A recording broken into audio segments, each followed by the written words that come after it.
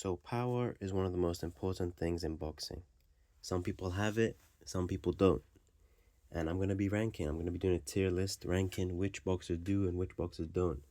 S tier, obviously the most. D tier, hey, they got pillows for hands, okay? Now, starting off straight away, we're going to talk about AJ, Anthony Joshua. I'm going to say AJ has A tier boxing power. Now, he's a very strong guy. He's a heavyweight. Now, you've got to bear in mind the weight classes here. Obviously, someone who's heavyweight is going to have more power than a lightweight.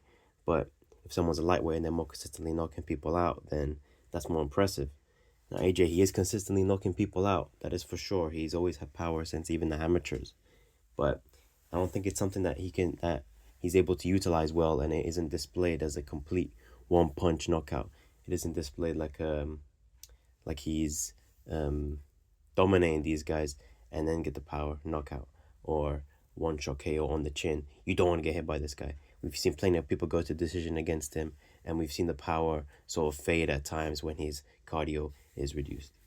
Now, Artur Beterbiev, this might be controversial already, I'll put him in the A tier as well. Now, he has what a lot of people would consider the most power because he has one of the best knockout rates, knockout percentages. I believe he knocked every one of his opponents out before Bivol. Now, that being said, if you're looking at the actual fights themselves, I think a lot of it was more to do with his skill. I think he's underrated skillfully and overrated in terms of power. If you look at the knockouts, they weren't, they were like the 20 punch combos he was landing on these guys, and the guys were still like stumbling around. He has more of a thudding punch, less of an explosive power, and that's why I think Artur Beterbiev it's more of an A, not an S tier, because S tier, I think this guy's power can bail him out at any moment, even if he's losing. But with Artur Beterbiev, he's clubbing these guys a little bit. Some of it's dirty, some of it's around the back of the head. But yeah, that's what I think about Artur Beterbiev. I think it's A. He doesn't have enough of the highlight reel KOs, if you know what I'm trying to say. If you know, you know. Now, David Benavidez, I'll put him in the C tier. David Benavidez, I think that's a respectable take. He's not the most powerful guy. All of his knockouts, they come from his speed. They come from his explosiveness, his athleticism to stumble these guys by just punching them hard and then. But that isn't power. That's different. He's punching them 20 times, knocking their head back, snapping their head back. They're not getting knocked out, but they're getting stumbled by it. They fall over. They get knocked out. But if you take this guy's overhand, you probably will survive it. If you take his 20 punch combo, you're probably not surviving it. Now, Bivol I'll put in the same category. He's a Soviet style boxer. They don't really go for the big, heavy, hard shots. With Bivol, so I'm gonna say Bivol. He's C tier. He's not got the most knockouts, and even if he's got, we also got to talk about the consistency of the opponent. Bivol, when he's got a really high level opponent, he's not knocking them out. When he's got a low level opponent, he's also not knocking them out. Now, I think he does have the power to go on the offensive and to get respect by people. That's a given. But I don't think he has the consistent power to knock even the low level guys out. And that's more to do with his style. He's a very safe guy. He's not putting 100% into the shots to knock them out. Now, someone who does put 100% into his shots is Canelo, and he does get the knockouts. If this was maybe 5 years ago, I would have put him in the A tier, but recently we've seen a lot of unanimous decisions from Canelo. Dominant victories. He's beating around Charlo around the ring for 12 rounds straight, and he gets the knockdown, but he's putting 100% effort into these shots, and he's not knocking them out. I think he's settled into his weight class. He's a super middleweight, and I think that's his sort of cap with the power. Obviously, he knocked out Kovalev, a light heavyweight, but that was a washed Kovalev, and yeah, I think, and a younger Canelo, and now that he's sort of reached this age, he's had to stop relying on his power, because as he's moved up, it's become just sort of regular every day. Now, he's still knocking guys out, and he still throws powerful shots. He still hurts people, but he isn't this power puncher that we all thought he was 5 years ago. Daniel Dubois, I'm going to say Daniel Dubois is in the A tier. I'd say he's in A tier because even though the quality of opposition isn't as high, his greatest knockout was AJ, and other than that, it sort of gets diluted. I'll say he he has power considering his technique. He isn't the most technical guy, or he doesn't have the most beautiful style. But the knockout's still coming. He still clearly he hits hard. He wobbled AJ in the first round. Um, so yeah, that Daniel Dubois, I'm gonna say A tier, strong heavyweight. You'd expect that from heavyweight. Now Devin Haney, I think we're gonna have our first D tier applicant here. Devin Haney, Devin the Dream Haney. Yeah, there's not much there. I mean, he's bordering on C tier. I'll say that, because he gets knockdowns. He has respectable power when he puts effort into it, but it really isn't enough. I mean, he doesn't really. He has like one highlight real KO from 2018, 2017 against some Mexican journeyman. Yeah, Devin Haney, not powerful at all. Puts people to sleep with the fights more than in the fights. But yeah, I like him. He knocked down his last opponent, Brian Norman Jr. He knocked down Regis Prograis. As he's moving up, he's getting more power, which is respectable compared to when he was draining himself at lightweight. But I wouldn't say he's the jokes exist for a reason. Now Jaron Ennis, I'm gonna say B tier. B tier for Jaron Ennis. I think when the quality of opposition, he plays to the quality of the opposition. When the opposition wants to brawl with him, he's going to get a knockout, because he can really brawl and stand and trade. And then when he's trading, he's able to land these great combos where he's able to showcase the power. But when it's someone who's going backwards, sort of playing cat and mouse, or someone who's less willing to engage, it's harder for him to get to show his knockout power. Now he does have power in both hands, and he's a powerful guy, and he's got great highlight reel KOs. But yeah, I think as his career goes on, we'll see him move up in that. Errol Spence Jr. Actually, no, I'm gonna skip Errol Spence. I'm gonna go straight to Tank Davis to get our first S tier. I'm gonna say Tank Davis is S tier. Now, the reason I'm putting him S tier is obviously he's got a great highlight reel KO, a highlight reel of KOs. He's got great. He got a decent resume for who the highlight was on, but it's the ability to pull the knockouts out of nowhere, which I think make him an S tier. He's finding these awkward angles. It's one punch KO power. It's explosive. It's thudding. It comes in combos. It can come as one shot. It can come when he's winning the fight. It can come when he's losing the fight. Like we saw against Frank Martin, he was chasing him down. Or it can come when he's backing up, like he was against Rolly Romero, or backing up against Ryan Garcia, hits him with that backup overhand left, straight on the chin. Now, that's why I think he's S tier. He's obviously a lightweight as well, or in the lighter weights. He was a former super featherweight, but the power's still there even at the lightest weights. So respect to him. Now Errol Spence, I don't know where to put Errol Spence. I think I'll put Errol Spence in the B tier. Now Errol Spence, he's not the most powerful puncher. He has punches that clearly hurt. He's swelled up Ugas's eye, swelled up Kell Brook's eye. He stumbles people around.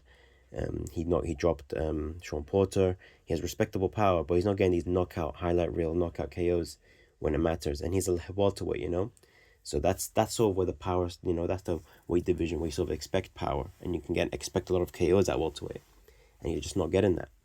So I'm gonna say, yeah, yeah. And now that he's older, he might even have dropped down. I don't think he'll be as fast as he was, because I think his speed was helping him with that. But yeah, I'm gonna say B tier, low B tier for Errol Spence. Inoue, now that's another S tier already. Naoya Inoue, easy S tier. Great power for ever since he was at flyweight, he was knocking people out with a body shot. He moved up to the bantamweight, he's knocking people out. Hooks. He's knocking people out with the jabs, not with the jabs, but with the backhand, like against Donaire. Yeah, he's got great power. People respect him. He's called the monster. People know he's got power. There's nothing more to say for Inoue. He's S tier. He's probably ahead of Tank, to be honest, in terms of power. Jake Paul. Yeah, I included Jake Paul in this. I'm gonna say Jake Paul is a B tier. I think when he first started out, people were like, "Oh my god, he has great power! Wow!" I think it was someone on the Showtime commentary team. Maybe it was, I don't know, Sergio Moro. Someone said he has inbred power or something like that. I'm like, okay, very strange. But Jake Paul, he has good power. He has really good power for his skill. He's good. Got a good overhand with the power, and that's about it. Yeah, He's got good overhand right power, and that's about it. I think he scored an uppercut KO against one of the journeymen that he tried to fight when he tried to become like a real quote unquote pro. And when he fought those couple of journeymen, he got uppercut KO, but most of his KOs come from the overhand, like we saw against Nate Robinson, Tyron Woodley. Who else did he KO? I think he got like a combo KO against Matt Perry, Mike Perry. Sorry, but yeah, he's not. People saw that and they thought, okay, if you get touched by him, it's over. But he really needs to put effort into the shots to get power. That's why I'm gonna say B tier. Lomachenko. Lomachenko's C tier. Now C tier, I think, is being graceful to him because this is in the same realm as Benavidez. He's throwing 15 punch combos to get these KOs. He's cutting angles. He's using his speed. He's using his unexpected angles, and that's what gets him KOs. Now obviously he gets respect from his opponents. That's why he's not in D tier. You don't want to just get hit by him. Like we saw against Devin Haney, in the 10th round, he was hitting him with shots. Devin was stumbling around for like a couple seconds. So Loma, I'm not gonna disrespect him and put him in D tier like some people, but he isn't. When you think of a powerful guy, you don't think of Loma. And his build as well. He's got very, narrow shoulders, not very wide body. Not the most powerful guy, but it's respectable. Virgil Ortiz, I'm gonna say Virgil Ortiz in the B tier, let's say. He's got good, good body shots, good power. He puts his head down, just starts swinging. Yeah, I like him. I like Virgil Ortiz, but we need to see it against better quality opposition. I think that's what would make him, even with Ennis, which hopefully will be his next fight. But yeah, the quality of opposition isn't high enough for me to put him higher than B. But Virgil Ortiz, good power. Yeah, you can trust the KO when you're watching Virgil Ortiz. Ryan Garcia, I'm gonna say surprisingly in the A tier. Low A, high B maybe. I'm gonna say low A because Ryan Garcia, yeah, he's a lightweight, but he's got the great left hook power with the speed and the snap of it. I mean, you can't deny it. You can't deny the left hook's powerful. That's just what I'm gonna say. He all of his opponents are probably training to keep that right hand glued to their chin to keep the left hook away from them, and yeah, it's for a reason. He's got like a bunch of first round KOs off of it. The speed, the whipping effect he gets from it is very powerful, and the right hand is less powerful, or maybe it's not less powerful. It probably doesn't know how to use it as much. But we saw against Barrios, he got the knockdown in the first round with the right hand. So maybe he's improving. Hopefully he is. I believe he's still with Derek James. So maybe Derek James can train that into him. Now Teofimo Lopez, put him in the B tier. If this was a couple years ago, he would have been in the A tier. But to quote his dad, "Where'd your power go, man? Where'd your power gone, bro?" Not what you want to see from your coach dad in the corner against you in your biggest fight. But yeah, he's not the most powerful in the world. It's probably overrated power. Probably the most overrated in terms of power is Teofimo. I mean, people act like because he got that one, double left hook knockout, or he dropped Richard Comey in the middle of a combo. Yeah, people act like now he can do that to anyone, but still, I mean, when was the last time he got a KO? I believe it was against that one British fighter in 2021, right after his loss to Cambosis. What was that? Body shot KO, I believe, if I remember correctly. So yeah, I don't think Teo is the most powerful at welterweight or whatever weight he's at. He's always switching weights now. But yeah, his loss to Shakur, that showed that he can't rely on his power and his explosiveness. He doesn't have the IQ to match his explosiveness in order to get a KO as well. Tim Tszyu, I'll put him in B tier. And you know what? Looking at him in the B tier makes me want to put Errol down to C because Tim Tszyu is more powerful than Errol, I'd say. Yeah, I'm gonna put Errol down a little bit just because comparing him to their next opponent, Tszyu, I think Tszyu is way more powerful. I think Tszyu, he's able to throw. He's able to plant his feet and throw. That's what I think separates him from someone like Errol Spence or someone else in his weight class. He's able to plant his feet, unload, and then back away. He hasn't got the the most beautiful style, but he has enough power to knock people out. He knocked out Tony Harrison, knocked out the fella after that, I forgot. But he has great power. He and his power. He's growing into his power, I feel. Now he didn't have enough power to KO Fundora, my boy, but not a lot of people do. Only Mendoza did, and that was a fluke. We all know that. So I'm gonna say Tim Tszyu, B tier. We'll see how this changes after Errol Spence versus Tim Tszyu happening later this month. I can't wait for that fight. Alexander Usyk. I'm gonna say Usyk in the C tier. For a heavyweight, not a lot of power. He really needs to start picking away his opponents to get the power, to get the knockouts.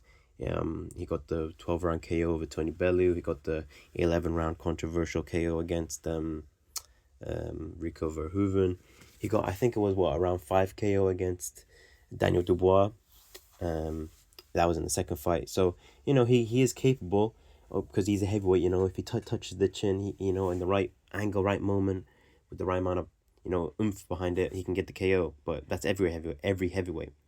Problem with Usyk is his style isn't built for knockouts. He doesn't actively go for them.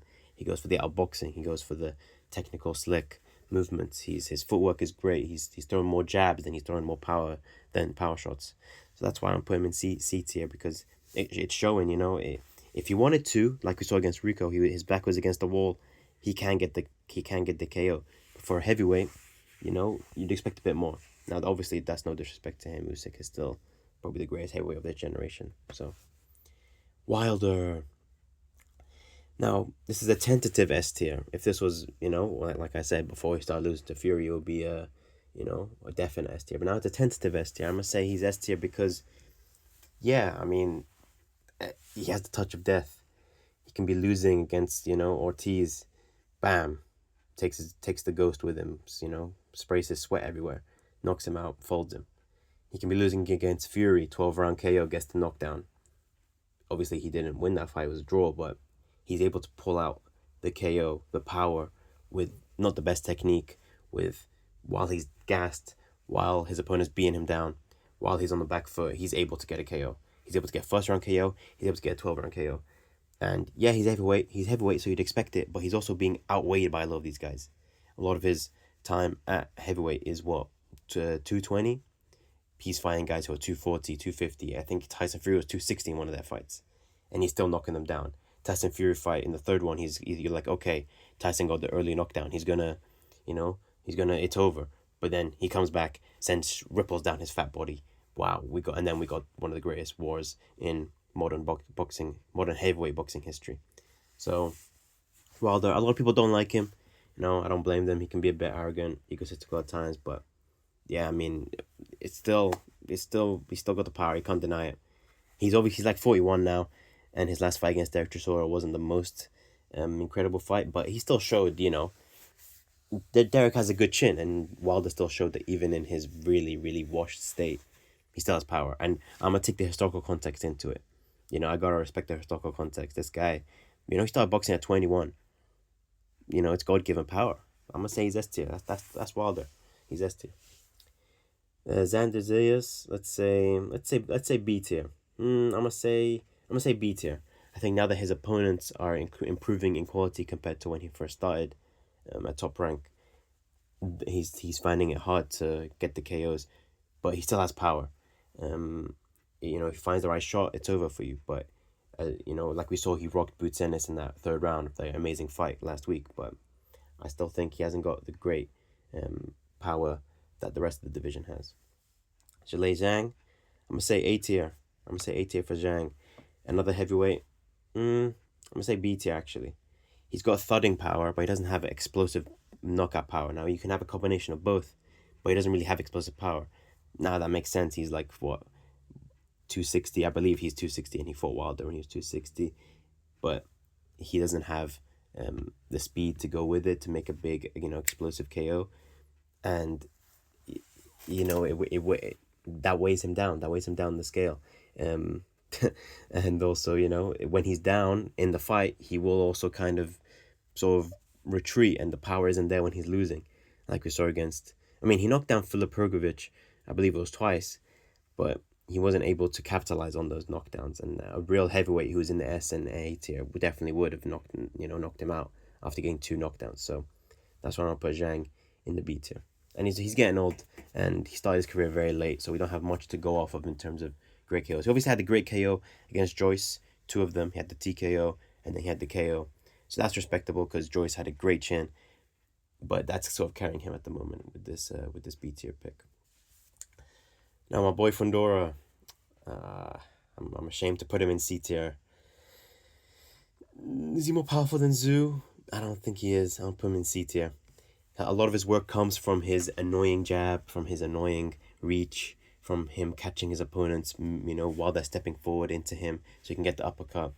He doesn't have the one punch KO power like we saw against, I can't really recall any one punch KOs from Fundora. It's mostly just he rocks them, then he throws a bunch of combinations, very fast, very explosive, but the skinny arms aren't really helping with the knockouts. I want to see him fold someone, but we haven't seen that yet. So that's unfortunate from Fundora. But still, he's got respectable power. Obviously, when you're that tall, you're gonna have enough torque to just hurt anyone. Like we see with the uppercuts, they're landing at the peak of their velocity, at the peak of their speed. So he's gonna hurt, but it's a shame he can't throw very many overhands because he's 6'5" as a junior middleweight. So that's unfortunate. Now Keyshawn, I'm gonna say Keyshawn's in the C tier. C tier, yeah, I believe it. I can't really call many KOs from Keyshawn that I'm particularly impressed with.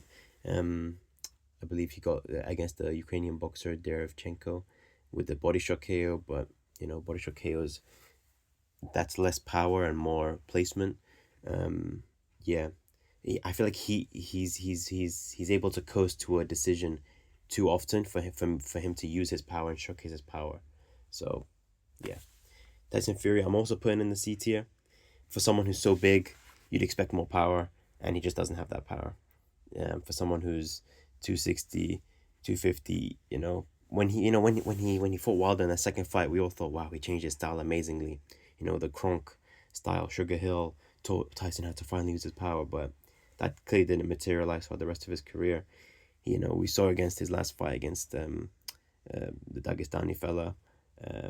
He was able to, he was coasting, he was landing at will, and the guy didn't seem fazed by it. So, wasn't it Makhmudov? Yeah, he was coasting to a decision, and because he was able to, and also because he couldn't get the KO, because he would have had to throw with all intent to get the KO.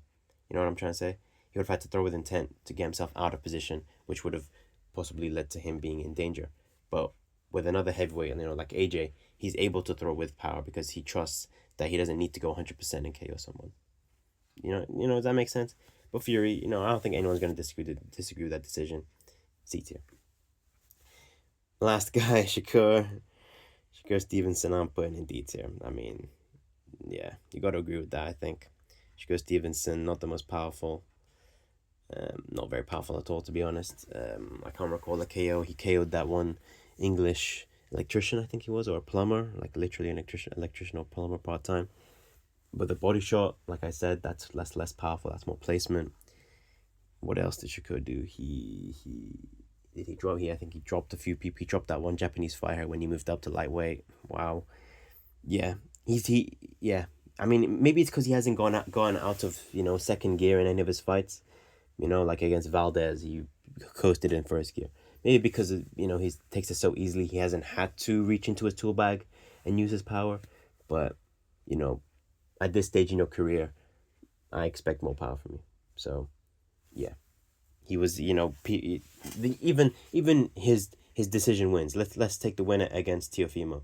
People saying he's beating the hell out of Teofimo. Wow, what a great win. But, he beat the shit out of him. But, he landed a couple more jabs and a couple more crosses. And you look at his face, looked, mostly fine. Where's the damage? You're beating this guy up. You're controlling the entire fight. The entire fight you're controlling. Where's the damage? I don't see it. That's for Devin and Shakur. Devin's because his style is more, jab, hold. Shakur, I feel like Shakur is sometimes trying to be powerful, trying to prove a point, but it doesn't come across because he doesn't hurt.